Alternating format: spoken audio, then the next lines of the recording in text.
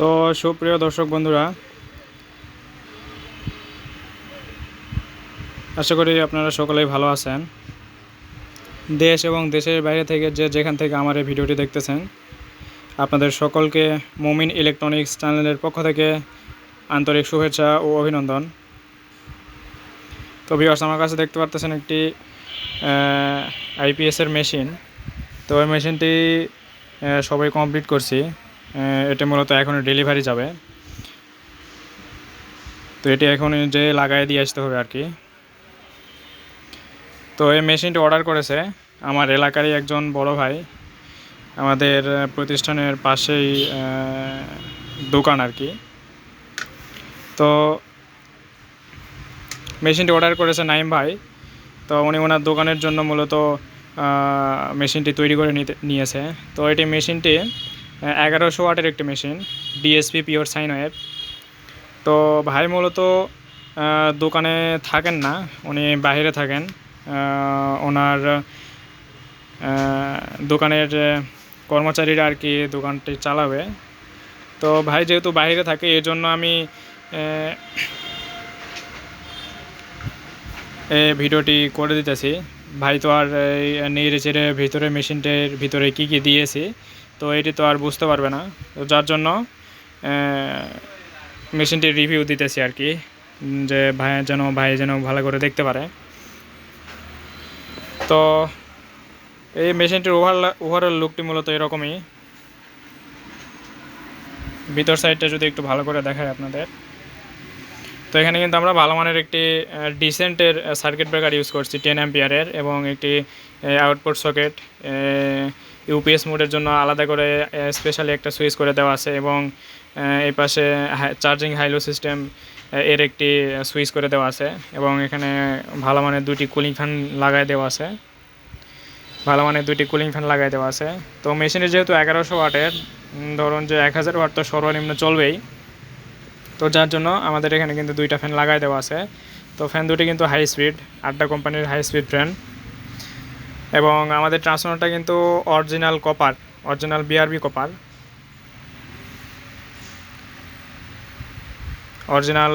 Copper.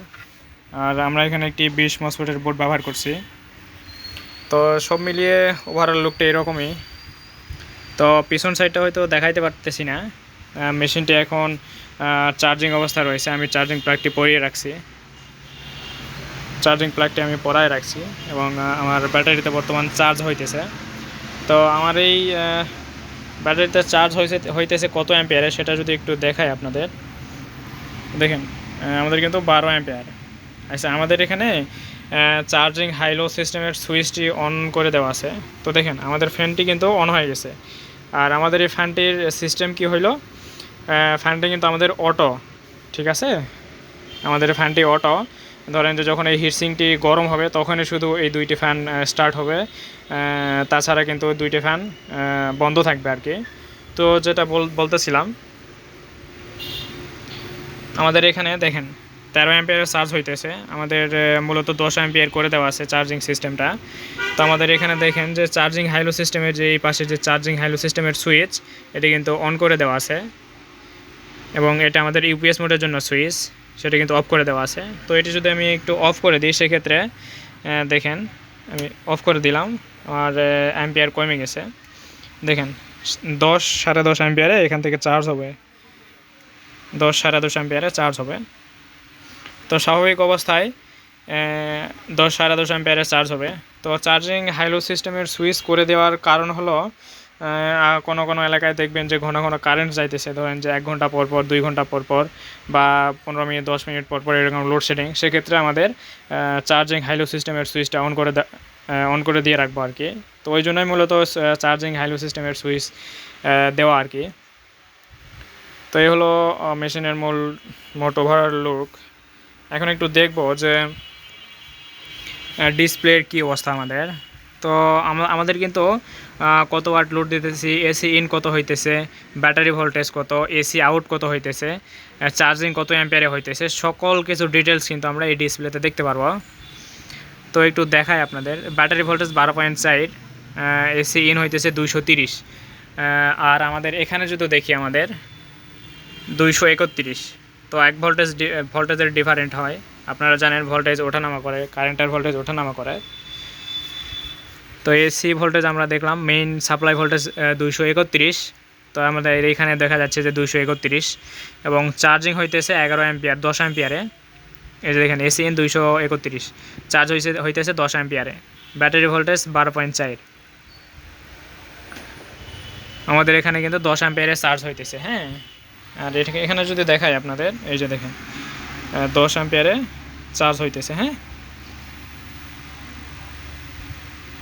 10 অ্যাম্পিয়ারে charge হইতেছে। তো এইগুলো আমাদের কারেন্ট থাকা অবস্থায়।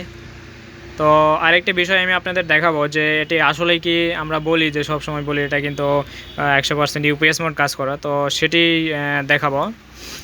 তো আমি এটি কীভাবে দেখাবো সেটা একটু বলে নিই আপনাদের। আমার কিন্তু এখানে অলরেডি 400 ওয়াট লোড দেওয়া আছে। হ্যাঁ, 400 ওয়াট লোড দেওয়া আছে। আমি যখন এই কারেন্টের প্লাগটি খুলবো সেক্ষেত্রে কিন্তু ও মিলি পরিমাণ মতো ট্রিপ করবে, ও মিলি সেকেন্ড পরিমাণ মতো ট্রিপ করবে আর কি। তো আমি যদি এটা খুলে দিই সেক্ষেত্রে দেখেন আপনারা হয়তো বুঝতেই পারেন নাই যে কারেন্ট গেল কি আসলো। এটা কিন্তু বাতিটা কিন্তু একটু বাড়ি মারে নাই, আপনারা দেখতে পারলেন। আমি আবার পরিয়ে দিলাম, এই যে আমি আবার পরিয়ে দিলাম, এই যে কারেন্ট আসলো, কোনো কিছু বুঝতে পারলেন না। এখন যদি একটু খুলে নিই সেক্ষেত্রে যদি দেখাই আপনাদের, এই যে আপনারা বুঝতেই পারবেন না যে কারেন্ট গেল কি আসলো। তো এই গেল আমাদের এই কারেন্ট থাকা অবস্থায় যে সিস্টেমগুলো। তো আপনারা অনেকে বলে থাকেন যে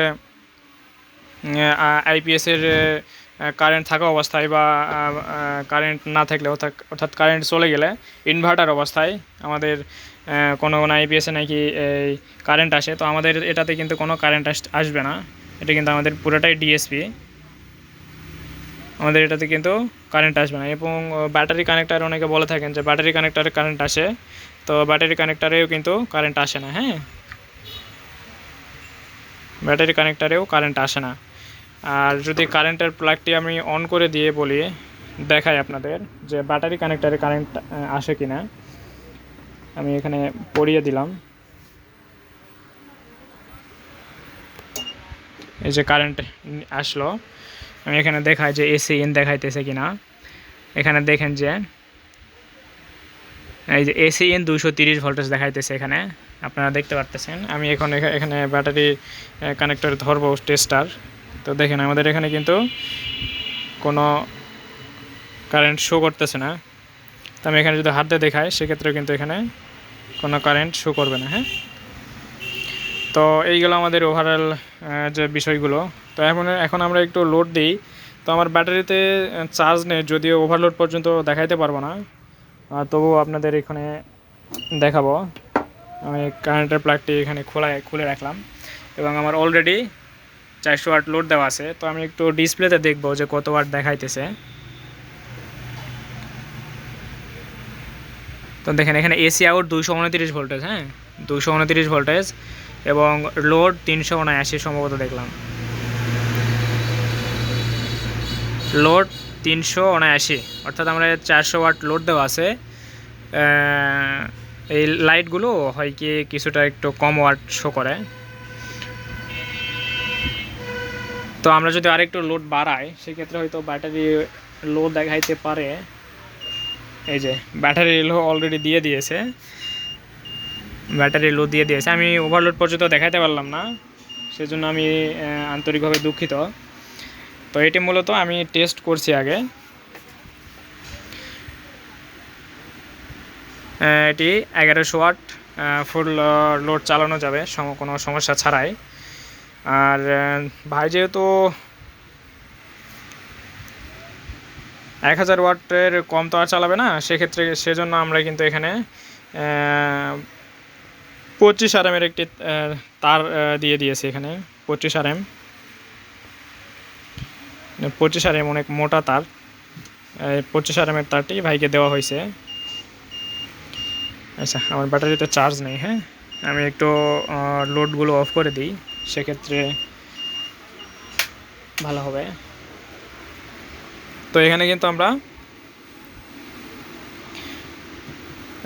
25 RMA তার দিয়ে দিয়েছি। তো 1000 ওয়াট লোড যেহেতু চলবে, সেক্ষেত্রে অনেক হিটের একটা বিষয় আছে। তো যার জন্য আমি এখানে 25 RMA একটি দুটি তার দিয়ে দিয়েছি, নীল এবং কালো। তো এই গেল আমাদের মোট ওভারঅল লুক।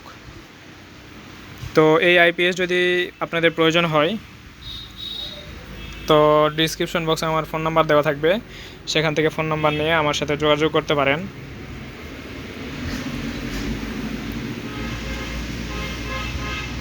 এবং যাদের এমপিপিটির চার্জ কন্ট্রোলার প্রয়োজন, অথবা সোলার হাইব্রিড যে আইপিএসগুলো রয়েছে, অথবা এর থেকে বড় কোনো আইপিএস প্রয়োজন, ধরেন যে 2000 ওয়াট, 3000 ওয়াট, 4000 ওয়াট, 5000 ওয়াট, এরকম যে আইপিএস যদি আপনাদের প্রয়োজন হয়, সেক্ষেত্রে আমাদের সাথে যোগাযোগ করতে পারেন।